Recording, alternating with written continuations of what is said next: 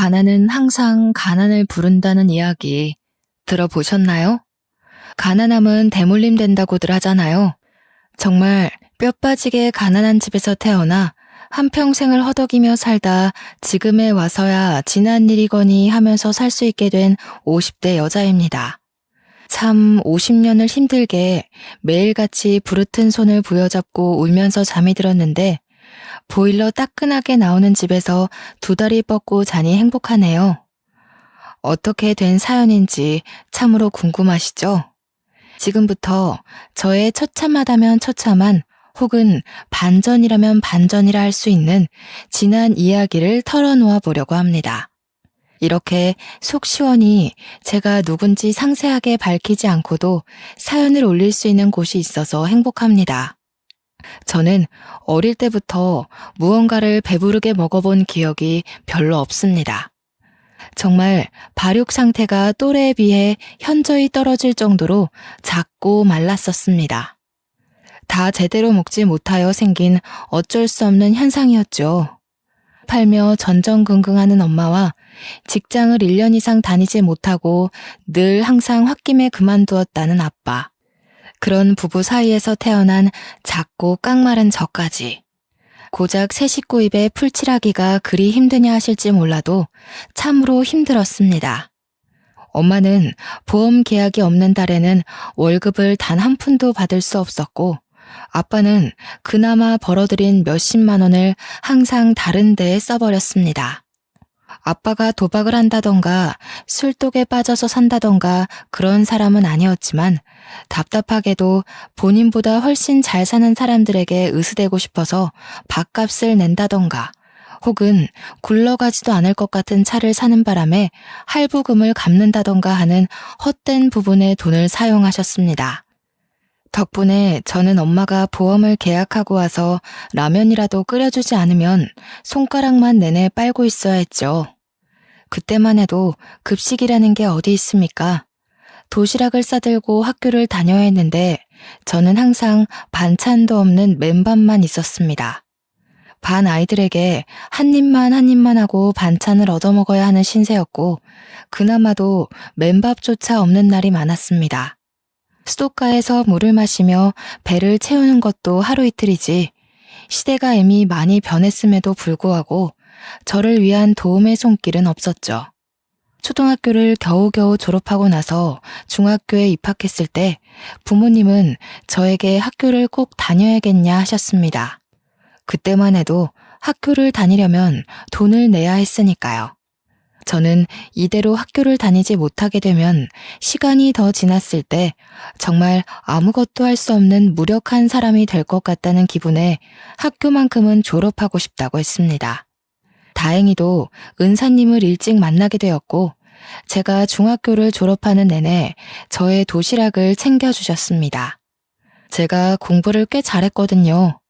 문제집도 사다 주시고 저에게 대학을 꼭 갈 수 있길 바란다고 용기도 주셨죠. 고등학교에 진학할 때야말로 정말 큰 고비이긴 했습니다. 부모님은 하루라도 빨리 취직할 수 있는 상고에 진학하길 원하셨고 저는 인문계 학교에 들어가 대학을 졸업하고 싶다는 포부를 가지고 있었습니다. 하지만 집안의 사정상 제가 대학을 간다 해도 전액 장학금을 받지 못하면 학교조차 다닐 수 없는 상황이었습니다.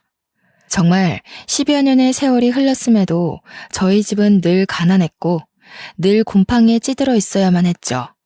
결국에 저는 대학을 포기하고 상고에 들어가게 되었습니다. 그래도 나름 상고에서 상위권 성적을 유지해서인지 고등학교 2학년이 끝나가는 시점에 은행 쪽 계약직 자리에 취업 요청이 왔고 저는 그 자리를 차지할 수 있었습니다. 물론 은행에서 일하는 내내 대학을 나온 직원들 사이에서 고등학교 졸업도 채 못한 제가 얼마나 길을 펴고 일을 할 수 있었겠습니까? 그럭저럭 시키는 일만 잘하고 눈치만 빠릿하게 챙기면서 잡일만 주구장창했습니다. 새 옷을 사 입는 것도 새 신발을 사시는 것도 저에게는 오로지 사치로 연결되는 일이었기에 정말 큰맘 먹고 엄마가 시장에서 사다 주신 11,000원짜리 낮은 구두 그게 제가 매일같이 신는 신발이었습니다. 그리고 세탁소에서 가끔 맡겨두고 이사가서 분실물 취급이 되어버린 옷들을 저에게 주셨었거든요. 그 맞지도 않는 옷들을 우겨넣고 제 옷인 마냥 출근을 해야 했습니다.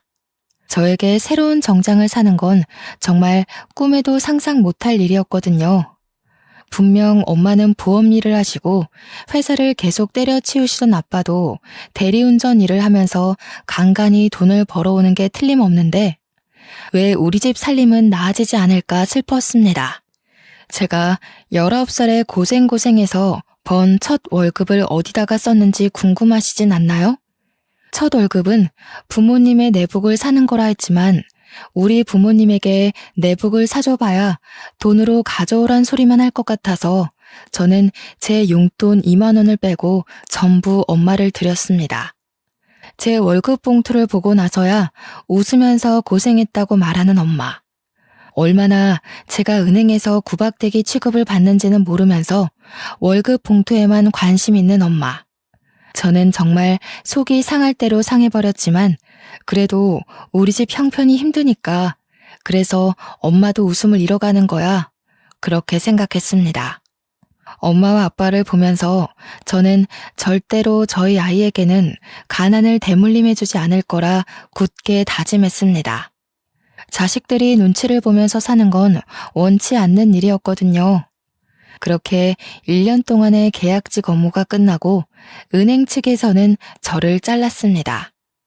한번 써봤는데 그 정도 일은 직원들끼리 돌아가면서 해도 될 것 같다는 이유에서였죠.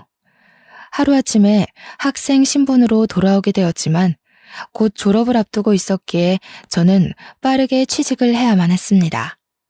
당장 제 월급에 기대어 살고 있는 부모님을 생각하면 적게나마 돈을 벌어야 했거든요.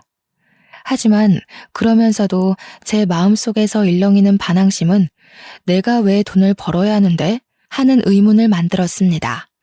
저는 졸업할 때까지만이라도 학생의 신분으로 친구들과 놀고 싶다는 생각을 했고 계약직 자리에서 잘린 것을 부모님께 이야기하지 않았어요. 당연히 월급 봉투를 들고 와야 하는 날 제가 빈손으로 터덜터덜 들어가니 집이 난리가 났습니다. 저는 그때 처음으로 부모님께 반항이라는 걸 해봤던 것 같습니다. 도대체 왜 내가 이 집안의 가장 노릇을 해야 하는 거냐고 소리를 막 질렀죠. 고작 19살인데 이제 겨우 20살일 뿐인데 대학도 못 가고 취직해서 돈이나 벌어야 하고 돈 벌어다가 내 옷 한 번 사지도 못하고 다 우리 가족 생활비로 나가지 않냐고요. 생활비는 부모가 벌어서 자식을 책임져야지 어떻게 된 게 성인이 되지 못한 자식이 부모를 책임지고 있냐고 소리를 막 질렀습니다. 정말 미친년처럼 울면서 고래고래 악을 쓰니 우리 부모님의 마음도 찢어졌겠죠. 하지만 당장 공과금을 내지 못해 전기와 수도가 끊어지기 일보 직전이라 저는 3개월간 마지막 학창시절을 마무리하고 급하게 취업을 했습니다. 자격증 딸 시간이라도 있거나 돈이라도 있었으면 좀 더 좋은 조건으로 취업이 가능할 텐데 그런 것도 하지 못할 상황이 너무 마음 아팠죠. 엄마의 보험은 한 달에 2-3개 계약이 될까 말까한 수준이고 앞 대리운전도 이 핑계 저 핑계 대면서 일을 나가지도 않고 저는 이 답답한 상황에서 하루빨리 탈출하는 것이 답이라고 생각했습니다. 결국 취직하게 된 곳은 제가 원하던 회사와는 거리가 완전 먼 사채업장이었습니다. 고리대금으로 힘든 사람들에게 돈을 빌려주고 그들의 장기까지 쏙 빨아먹는 악명 높은 사채업장이요. 굳이 20살 먹은 여자애가 왜 그런 데서 일을 하냐 할지 몰라도 월급은 은행보다 훨씬 빵빵했습니다. 하루빨리 돈을 벌어 어떻게든 자격증을 차곡차곡 모아 남들이 우러러볼 수 있는 기업에 취직을 하자는 일념으로 일단 입사를 한 곳이었죠. 그곳은 무척이나 험악한 곳이었습니다. 늘 항상 울고불고 매달리는 사람들이 가득한 곳이었어요. 하루는 손가락이 잘린 남자가 찾아와서 울면서 이 상태로 어떻게 돈을 갚느냐고 한 번만 봐달라고 애원하다 쫓겨나고 하루는 얼굴이 퉁퉁 부은 여자가 찾아와서 빌고 소심하게 돈을 빌리러 왔다가 이자율에 놀라서 낮아빠지는 사람들도 덜어 있었고요. 그런 사람들에게서 빼앗은 돈이 제 월급으로 들어온다는 사실이 기가 막히면서도 산 사람은 살아야지 하는 생각이 들었습니다. 은행에서 보았던 잡일 업무 덕분에 저는 사채업장에서도 빠르게 적응을 할 수 있었죠. 악덕한 사장이었지만 직원들을 챙기는 것 하나는 다른 업주들보다 확실했던 사장님은 저를 참 예뻐해 주셨습니다. 저에게 몰래 용돈을 찔러주시기도 하고 틈틈이 자격증 공부를 할 수 있게 배려도 해주셨고요. 다른 직원들도 저에게 언제까지 이런 곳에서 일할 수는 없지 않냐면서 하루라도 빨리 번듯한 곳에 취직하라고 용기를 주셨죠. 저는 그곳에서 남편을 만나게 되었습니다. 지질이 박복하기도 하지 어떻게 된 게 첫사랑을 사채업장에서 만나게 된답니까? 그것도 빚을 잔뜩 져서 무일푼으로 사채업장에서 일을 하는 남자였습니다. 사장님께 진 가족들의 빚을 대신 갚느라 월급 대신 빚을 탕감한다는 조건으로 일을 하고 있었죠. 사장님과 남편네 부모가 서로 아는 사이라 험한 일을 당하는 대신 그런 조건을 두고 빚을 삭감해주고 있었던 것이었습니다. 우리 집도 가난한 마당에 가난한 남자를 만나면 안 된다는 것을 머리로는 알고 있었지만 마음은 그렇지 못했습니다. 이미 제 마음속에 자리 잡은 그 사람을 밀어내는 것이 도무지 쉽지 않았습니다. 남편 또한 같은 마음이었습니다. 저를 눈에 마음에 담았지만 본인의 처지가 너무나도 처절해서 감히 저에게 미래를 약속하지 못하는 딱 그 정도의 위치. 저희는 서로의 마음을 확인했지만 가난이라는 절망의 거리를 좁히지 못하고 있었습니다. 그러다가 사고를 치게 되었습니다. 회식 자리에서 너른하게 취해버린 저희 둘이 하룻밤을 같이 보내게 되었고 그 하룻밤의 결실이 제 뱃속에 자리를 잡고 말았던 것이었죠. 이미 생겨버린 아이를 지우기엔 늦어버린 터라 저희는 결혼식도 올리지 못한 채 혼인신고만 하고 같이 살게 되었습니다. 늘 익숙한 지하 단칸방. 그곳이 저와 남편의 보금자리가 되었습니다. 친정이라고 발붙일 곳이 없었고 시댁이라고 저를 환영해 줄 수 없는 처지였죠.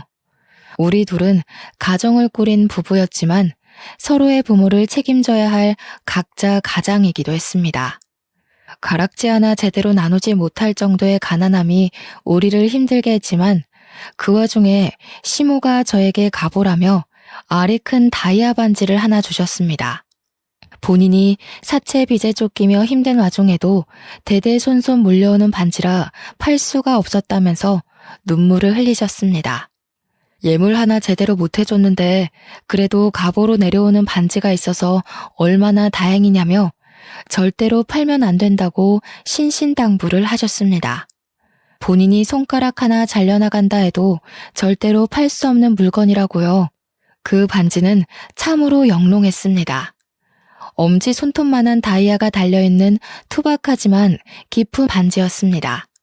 저는 이 알 하나에 억소리가 날 것이라는 데에 제 전 재산을 걸 수 있었습니다.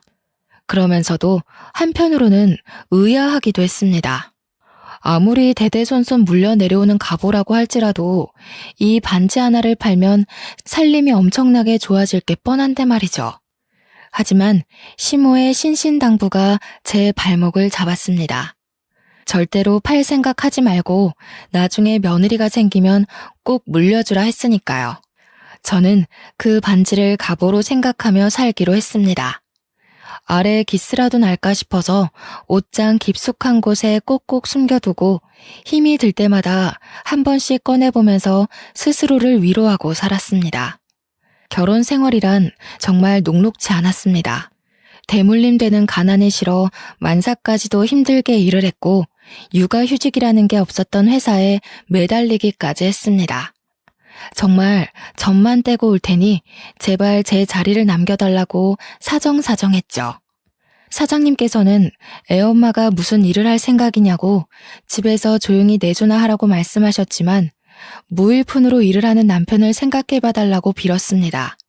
남편이 돈을 벌어오질 못하는데 우리 아이는 뭘 먹고 살 수 있겠냐고요.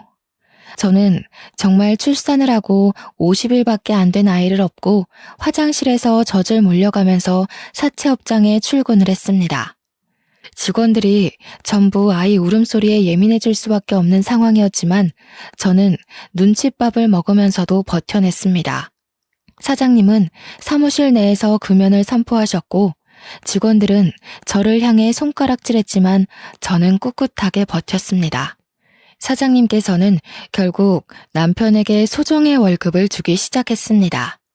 울고불고 매달리는 갓난아이, 그리고 제대로 먹지 못해 젖이 잘 돌지 않는 저를 보면서 배려를 해주신 겁니다. 직원들도 하나둘 적응하기 시작했습니다. 저와 남편은 둘이 합쳐 190만 원을 벌면서 친정과 시댁에 생활비를 대고 조금 남은 빚을 갚고 저희 수중에 남는 건 100만 원이 채 되지 않았습니다. 그걸로 지하 단칸방 월세를 내고 공과금이며 적금 10만 원을 들고 나면 반찬도 제대로 사 먹지 못할 지경이었죠. 고기 구경은 언제가 마지막이었는지 생각조차 나지 않을 정도였습니다. 오죽하면 사장님께서 회식 자리에서 꼬박꼬박 고기를 챙겨주시다 못해 집에 가져가라고 싸주시기까지 했어요. 남편에게는 동생이 2명이나 있었습니다. 남동생은 술독에 빠져 정신 못 차리고 사는 놈이었는데 술만 곱게 먹는 것이 아니라 꼭 사고를 치고 다녔습니다. 여동생은 은둔형 외톨이라 방에 틀어박혀서 내내 컴퓨터만 보고 앉아있다고 집 밖으로는 잘 안 나온다고 했습니다. 같은 배에서 나온 남매들임에도 불구하고 서로 너무 다른 모습이라 외동인 저는 조금 신기할 뿐이었습니다. 시댁에 가더라도 신우는 방에서 나오지 않아 볼 수가 없었고요. 도련님은 술을 마시러 나간 건지 늘 집에 없었습니다. 그렇게 시간이 더 흐르고 아이가 6개월쯤 되었을 무렵 사장님께서 저한테 슬며시 물어보시더라고요. 혹시 기초생활수급자 같은 거 신청은 해봤냐고요. 저는 생각도 못했던 제도라 점심시간에 주민센터에 가서 물어보니 월급이 적고 부양가족이 있고 이런 걸 막 이야기해 주시더라고요. 신청을 해보라 하시기에 신청을 했더니 일주일 뒤에 선정이 되었다고 연락이 오는 겁니다. 덕분에 친정 부모님도 신청을 하셨고 나라에서 일정 금액의 지원금을 받을 수 있게 되었어요. 처음으로 숨통이 트이는 기분이 들어서 사장님께 커피 한 잔 사드리며 감사 인사를 전했습니다. 사장님은 제게 참 은인 같은 분이셔요. 하면서 이야기하니 제가 참 안쓰럽다 했습니다. 더 좋은 남자 골라서 시집을 가지 왜 이런 불지옥에 들어왔느냐고 헛똑똑이라고요. 정부 지원금이 들어오니 아이 이유식 걱정이 조금 나아졌습니다. 아주 작은 양의 소고기도 넣고 이유식을 만들어줄 수 있었고요. 시댁에서 가지고 있던 빚들도 이리저리 알아보니 개인 파산 처리가 되면 빚을 갚지 않아도 되는 제도가 있더라고요. 제 나이 이제 겨우 24살이었지만 세상 모든 풍파를 다 겪은 사람처럼 속속들이 알게 되더라고요. 다른 친구들은 이제 막 대학을 졸업해서 취직을 준비하고 있을 텐데 저는 벌써 아이까지 있으니까요. 시댁은 개인 파산 처리도 완벽하게 되었고 남편은 더 이상 빚을 갚아도 되지 않게 되었습니다. 사장님은 바로 남편에게 여기 말고 돈을 더 많이 주는 일자리를 찾아가라며 일용직 노가다 일을 소개시켜 주었습니다. 매일같이 일을 하면 지금 사채업장에서 버는 돈의 1.5배를 더 벌 수 있다고 했습니다. 남편은 누구보다 열심히 몸으로 뛰어 일을 했고 월급이 늘어나니 생활이 더 넉넉해지기 시작했습니다. 저는 늘 옷을 기워 입고 구멍난 양말을 숨겨가며 신었는데 밑창이 다 닳아 비가 새는 신발을 신고 걸어 다녔고요. 우리 아이에게는 그런 가난함을 겪게 하고 싶지 않았습니다. 그래서 새 옷도 사주고 아이를 위한 지원을 아끼지 않았습니다. 적어도 이전처럼 배를 골아야 하는 일은 없었습니다. 그것만으로도 저는 세상을 다 가진 듯한 기분이 들었습니다. 하루하루가 행복해지기 시작했어요. 그런데 그 행복도 아주 잠시였습니다. 뼈 빠지게 일하면서 아이를 보살피고 돈을 차곡차곡 모아가는 시점에 도련님이 사고를 친 것입니다. 술을 진탕 마시고 싸움이 났는데 글쎄 상대방의 안면을 여러 번 가격해서 크게 다치게 만든 것입니다. 그래서 합의금으로 1,000만 원을 물어줘야 하는 상황이 생긴 거예요.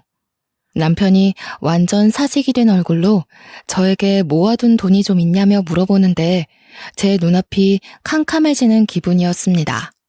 그 돈을 왜 저희한테 이야기를 하는지 이해를 할 수가 없었거든요. 그날 저녁 시부모가 저를 찾아와서 죽는 소리를 내더군요. 우리가 개인 파산을 하는 바람에 그 어디에서도 돈을 빌릴 수가 없어. 사채업을 다시 사용하자니 그동안 힘들었던 게 기억이 나서 다짜고짜 돈을 빌릴 수도 없고 너네 모은 돈이 조금 있다는 이야기를 들었다. 그거라도 내주지 않겠니? 울면서 매달리는 시모에게 딱 잘라서 안 된다고 이야기를 할 수가 없었습니다. 시모는 저에게 계속해서 다이아 반지 이야기를 해댔거든요. 그 다이아 반지만 팔았어도 이런 일로 저에게 와서 하소연을 할 일이 없었을 거라고. 하지만 며느리에게 대대로 물려주는 반지이기 때문에 팔 수가 없으니까 자기가 아무것도 해줄 수 있는 게 없다면서 저에게 죄책감을 들게 했습니다. 결국에는 10만 원씩 모았던 적금을 깨고 남편과 한동안 허리띠를 졸라매기로 약속을 한 뒤 돈을 해주었습니다.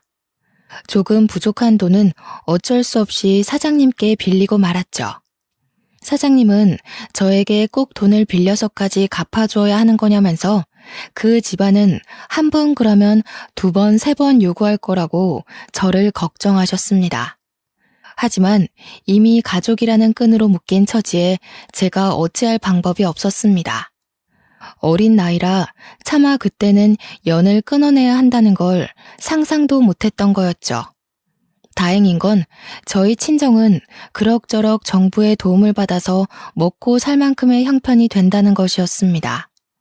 그렇게 사장님께 원금과 이자를 갚아가며 한동안 또 조용하게 지냈습니다.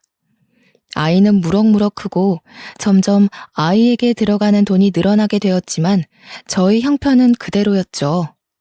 그래도 기초생활수급자라고 아이 육아 지원도 나오고 했기에 어떻게든 하루하루를 버틸 수 있게 되었습니다. 단 한 가지 아쉬운 건 제가 일을 하고 있었기에 아이와 함께 놀아주는 시간이 터무니없이 부족했다는 것이었죠. 그나마 정부의 지원으로 어린이집도 보낼 수 있어서 다행이긴 했지만 그래도 아이가 저와 너무 오래 떨어져 있으니 마음이 아팠습니다. 주말에 아이를 데리고 유원지라도 놀러 가고 싶은데 그게 모조리 다 돈이잖아요. 그 입장권 하나 사는 것도 손이 떨리는데 어찌 아이와 함께 놀러 다닐 수 있겠습니까? 우리 아이가 5살이 될 때까지도 저는 가난에 허덕이며 살았습니다. 유치원이라는 곳이 아이들을 위한 교육기관 같아도 실상은 엄마들끼리 친목을 다지게 되는 대화의 장이더군요. 저는 그때까지도 휴대폰은커녕 집 전화기도 없었기에 다른 엄마들과 연락을 할 수 없었죠.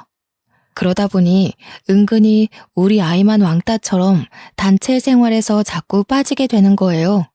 다들 유치원 일과가 끝나고 놀이터에 가서 놀거나 주말에 공원을 놀러 가기로 약속을 한다는데 저희는 그런 연락을 받지 못했으니까요. 아이들끼리도 친목을 다지고 엄마들끼리도 서로 친하게 지내고 하니 그 사이에 끼지 못한 저와 아들만 덩그러니 남겨졌죠. 오죽하면 유치원에서 스승의 날 선물을 할 때도 저와 저희 아이만 아무것도 준비하지 못했었습니다. 마음이 너무 불편하고 속상했지만 사람이 다 처지 따라가는 것 아니겠어요?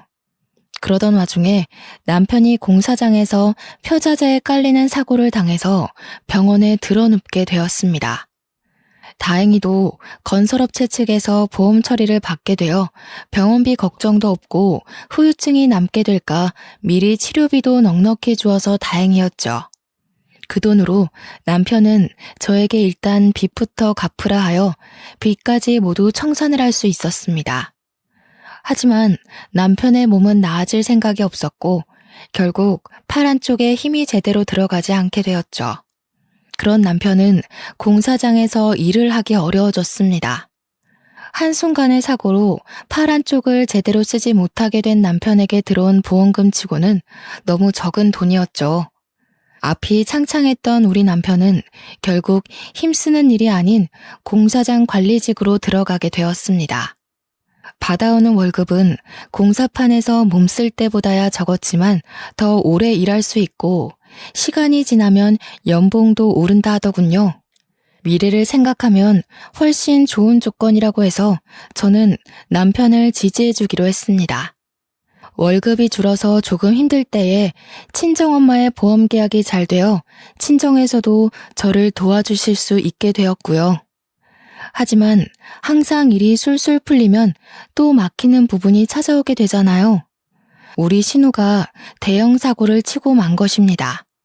은둔형 외톨이가 방에서 게임만 하다가 글쎄 게임에 돈을 쏟아붓기 시작한 것입니다. 처음에는 10,000원, 20,000원 아이템을 사더니 그게 글쎄 100만 원이 되고 200만 원이 된 것이죠. 일이라고는 한 번도 해본 적 없는 신우가 무슨 돈이 있어서 게임에 현질을 했겠습니까? 전부 다 사채업자에게 빌린 돈이었던 것입니다. 빚이 눈덩이처럼 불어나자 그제서야 저한테 도와달라고 하는데 정말 10번도 못 본 신우가 뻔뻔하게 저에게 이야기를 하니 머리가 아프더군요. 시모가 저보고 그나마 사람답게 사는 애들이 저와 남편밖에 없지 않냐고 돈 좀 갚아달라 하면서 다이아 반지 이야기를 또 꺼내시더군요. 차라리 그 반지를 팔아서 애들 빚 갚아주고 우리도 나은 살림살이 꾸려가며 살 걸 그랬다고 그걸 대대손손 며느리에게 물려주라는 소리만 없었어도 지금보다 나았을 거라며 우시더군요. 이미 반지는 제 손에 있고 시모는 죽는 소리, 앓는 소리만 하고 나이 20대 중반에 갚은 빚만 얼마인지 머리가 지끈거렸습니다. 저한테 도와달라고 뻔뻔스럽게 이야기하는 신우에게 저도 화가 나서 한 소리하고 말았죠. 신우, 우리 얼굴 마주보고 대화한 게 10번도 안 되는 거 알아요? 제가 시집 온 지 몇 년이 지났는지는 알고요? 신우도 나이가 있는데 언제까지 방에 틀어박혀서 게임만 하실 거예요. 빚은 스스로 갚는 게 좋겠어요. 일을 하세요. 그러자 신우가 아주 거품을 물면서 저한테 달려드는 게 아니겠어요? 저는 신우의 달려드는 손을 요리조리 피해가면서 소리쳤어요. 도련님 빚 갚아준 걸로 모자라서 고작 게임하다가 쓴 사채 빚까지 제가 떠안을 필요가 있냐고요. 신우 사지도 멀쩡한데 스스로 일해서 갚아라. 돈의 무서움을 알아야 한다고 제 할 말을 다 했습니다.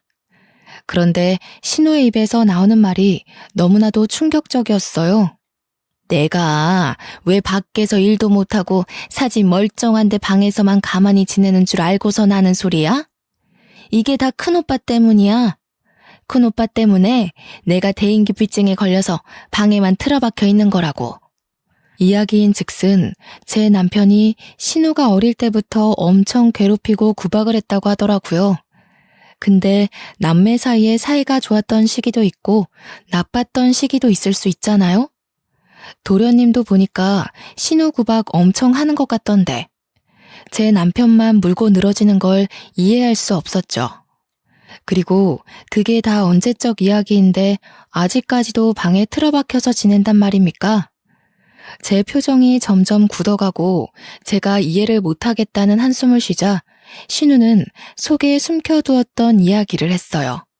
알고 보니 신우가 중학교를 다니던 시절에 반에서 좀 잘 나가는 일진 친구가 제 남편을 짝사랑하고 있었다는 거예요. 그래서 신우한테 너네 오빠랑 잘 될 수 있게 도와달라고 했는데 제 남편이 날라리는 싫다고 대놓고 거절을 해버린 거죠. 그것도 용기 내서 고백한 일진 앞에서 날라리는 싫다고 했으니 주위 애들 사이에서도 좀 소문나고 놀림거리가 된 거죠. 그래서 그 일진이 그때부터 신우를 왕따시키면서 괴롭히기 시작한 거예요. 근데 그 왕따시킨 행동들이 대인기피증이 올 만큼 심각했던 거죠. 신우가 화장실 가면 물을 뿌리고 책상을 복도 밖으로 던져놓고 교과서를 찍고 때리는 건 기본이었더라고요. 신우가 울면서 저한테 이야기를 하는데 저도 눈물이 핑 돌 것 같았어요. 결국 그 사실이 남편에게까지 들어갔고 늘 대인기피증에 걸려 방 안에만 있었던 신우가 마음에 걸렸던 남편은 저를 설득하기 시작했습니다. 그래도 우리 살림이 점점 나아지고 있으니 신우를 한 번만 도와주자고요. 저는 반대했죠. 우리 아이가 이제 초등학교에 들어가면 돈 드는 게 한두 푼이 아닐 텐데 언제까지 시댁 식구들 도와주며 살 거냐고요. 당신 월급도 줄었고 나도 언제까지 이 업장에서 버틸 수 있을지 모른다고. 우리 아이 친구들이 엄마가 사채업장 다닌다고 놀리면 어떡할 거냐고 했어요. 하지만 남편은 끝까지 저를 설득했고 시모의 다이아 반지 타령에 마음이 기울어가는 건 어쩔 수 없었습니다. 제 얼굴이 근심이 가득하자 사장님께서 저에게 무슨 고민이 있는지 물어보셨습니다. 결국 소주 한 잔에 모든 걸 털어놓게 되었죠. 도련님이 사고 쳐서 돈 빌려간 것도 모자라 신우까지 사고를 쳐서 갚아주게 생겼다고요. 시댁에서는 다이아 반지 타령하면서 저에게 자꾸 짐을 지우는데 이 반지 확 그냥 팔고 싶다고 했더니 사장님이 저한테 그 반지 좀 보여줄 수 있겠네요. 왜 그러시냐 하니까 그거 담보로 이자 없이 돈을 빌려주시겠다는 거예요. 사장님께서 자기 못 믿냐면서 멀쩡하게 보관하고 있다가 원금 갚으면 그대로 돌려주겠다고 했습니다. 날마다 전화와서 저에게 한 번만 더 대출을 받아달라고 말하는 시댁 식구에게도 지쳤고 저는 냉큼 알겠다고 했어요. 벌써 8년째 알고 지내는 가족 같은 사장님인데 저에게 사기를 치진 않겠지 하고 생각한 거죠. 그래서 다음날 반지를 가져가 사장님께 3천만 원을 빌려달라고 했습니다. 그런데 사장님이 동네 금은방 사장님과 같이 오신 거예요. 그 반지가 진짜인지 아닌지 확인해봐야겠다고 하셨거든요. 저는 솔직히 좀 찜찜하긴 했지만 사장님께서 확인하셔야겠다고 하니까 그러려니 했죠. 근데 금은방 사장님께서 저한테 이게 진짜 다이아라고? 하시면서 사기당했네 하시고 껄껄 웃으시는 겁니다. 사기라뇨. 대대손손 며느리들에게 물려주는 다이아 반지라고 하셨는데요. 아이고, 아가씨 순진하네.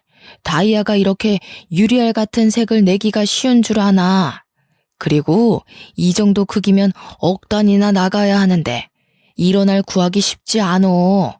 이거 가짜야. 저는 뒤통수를 세게 얻어맞은 듯한 느낌이 들었습니다. 10만 원도 안 하는 큐빅을 가지고 진짜 다이아라고 사기를 쳤다니. 제가 얼마나 억울하겠어요. 그깟 큐빅으로 저에게 뜯어낸 돈이 얼만데 눈물이 줄줄 흘러나오더라고요. 오죽하면 사장님께서 원래대로 반지 맡기고 원금만 갚는 걸로 하자며 3천만 원을 이체해 주셨습니다. 저는 죄송해서 그 돈을 받아서 시댁에 보내야 한다는 생각도 못하고 있었죠. 그날 저녁에서야 남편이 돈은 빌렸냐고 물어보기에 정신이 번뜩 들었습니다. 그리고 남편에게 물어보았죠. 당신도 이 반지가 가짜인 거 알고 있었어? 고작 10만 원짜리 큐빅으로 대대손손 물려오는 반지라며 나한테 어머님이 사기친 거 알고 있었냐고. 그러자 남편이 입을 꾹 다물더군요. 그 뜻이 무엇이겠어요? 긍정의 의미라고 해석해도 문제가 없었죠. 저는 남편을 주먹으로 마구 때리면서 도대체 왜 속인 거냐고 물어보았습니다.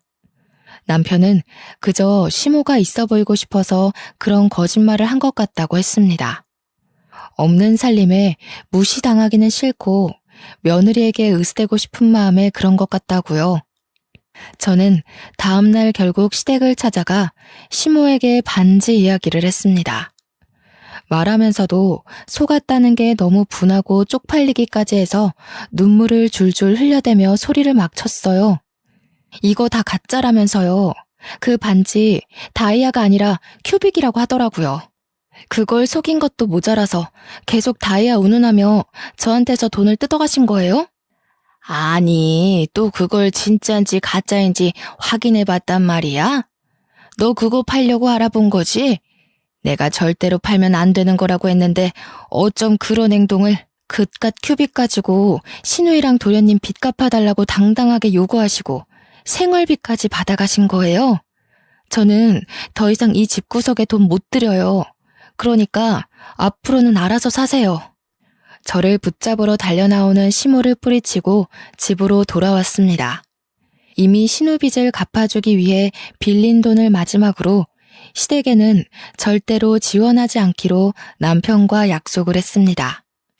남편이 신우에게 마음의 짐을 가지고 있었기에 빌려주는 것이라고 신우에게도 신신당부를 했어요. 다음에도 또 이런 일이 생긴다면 그때는 신우가 알아서 일해서 갚으라고 했죠. 신우는 끝까지 다 오빠 때문에 생긴 일이라며 남편을 탓했지만 저는 그냥 넘어가지 않았습니다. 신우, 이게 마지막 기회라고 생각해요. 집구석에서 얌전히 숨만 내쉬며 살던가 아니면 일을 해서 돈을 벌어 쓰세요.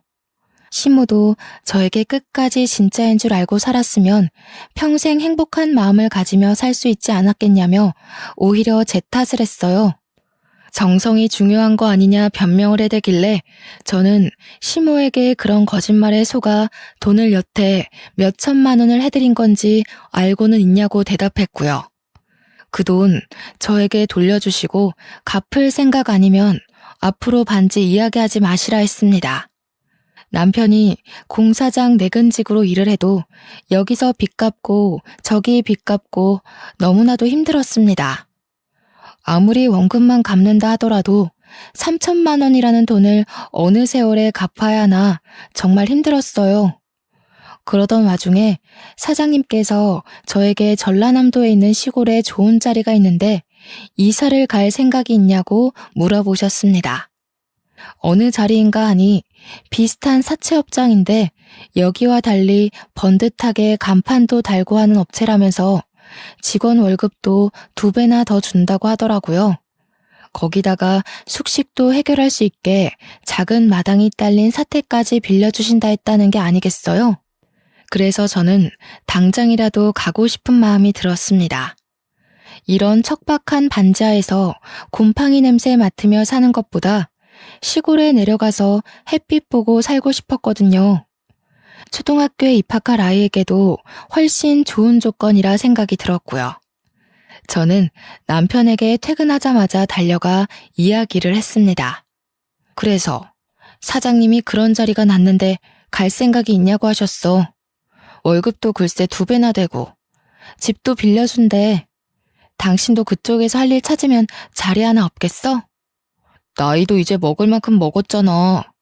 30이나 먹어놓고 왜 아직까지 생각이 이리 짧아? 우리가 시골에 내려가면 우리 부모는 누가 챙기고 동생들은 누가 책임을 져? 저는 그 말에 할 말을 잃은 사람처럼 남편을 바라볼 수밖에 없었습니다. 당장 우리 애기부터 책임을 져도 모자랄 판에 지 가족들이 우선이라고 하니 정말 정남이가 뚝뚝 떨어지더군요. 여기서 사는 것보다 훨씬 여유 있고 행복할 것이 틀림없다고 다 내려놓고 내려가서 행복하게 우리끼리 살자고 했지만 남편은 시부모 타령을 하며 거절했어요. 그렇게 냉전이 이어지고 있는 와중에 도련님이 다시 한번 사고를 치고 말았습니다. 도련님이 시부모의 탈탈거리는 차를 끌고 음주운전을 하다가 사람을 치고 말았던 겁니다. 거기다가 현장에서 도망을 가려다가 시민들의 도움으로 잡혔어요. 그러면서 저에게 합의금을 마련해야 하는데 대출을 좀 받아달라고 하는 게 아니겠어요? 그러면서 시부가 이왕 대출 받는 거 한 2천만 원 더 받아서 차도 좀 바꿔달라고 하는 겁니다. 저는 할 말이 없어서 남편만 보고 있는데 남편이 차를 바꿀 때가 되긴 했지 하는 거예요. 저도 모르게 제 마음속 깊이 숨겨두었던 본심이 나오고 말았습니다. 이혼하자. 더 이상은 못 살겠다. 시모는 저한테 어쩜 저리 무서운 소리를 눈 하나 깜빡 안 하고 하냐며 소름이 끼친다고 했고, 시부는 우리가 얼마나 우스웠으면 그런 소리를 잘도 하냐고 비꼬았어요. 사람이 너무 열이 받으면 오히려 차분해지더라고요. 남편은 저를 빤히 바라보고 있고, 유치장에 있는 도련님은 자기 합의금 어떻게 되는 거냐고 소리치고 있고, 저는 남편에게 말했습니다.